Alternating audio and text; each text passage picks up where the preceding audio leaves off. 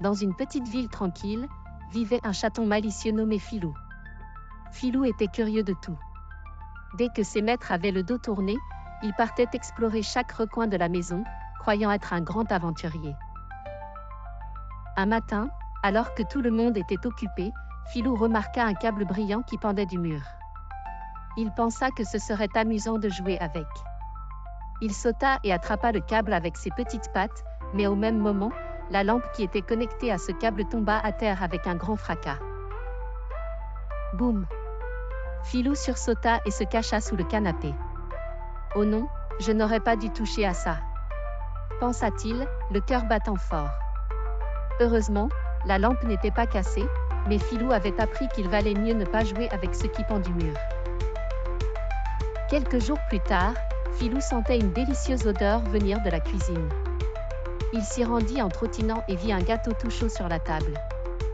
Son ventre gargouilla de gourmandise. Mais pour attraper le gâteau, il devait grimper sur la cuisinière, où des casseroles encore chaudes étaient posées.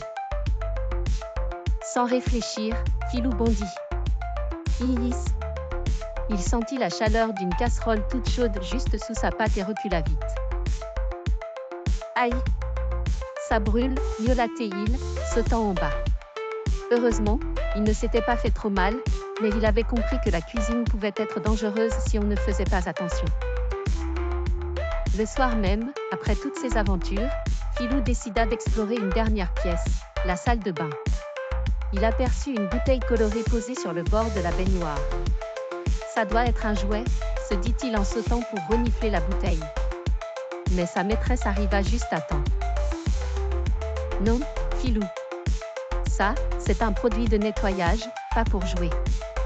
C'est dangereux pour toi, dit-elle en éloignant la bouteille. Filou comprit qu'il y avait des choses dans la maison qu'il ne devait pas toucher. Les câbles, les objets chauds et les produits de nettoyage, tout cela pouvait lui faire mal.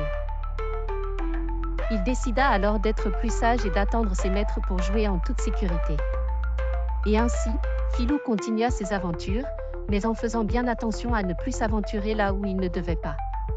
Parce que parfois, même dans une maison, il faut être un petit explorateur prudent. La leçon que Filou a apprise ? Il y a des choses dans la maison qu'il vaut mieux ne pas toucher, même si elles ont l'air amusantes ou intéressantes.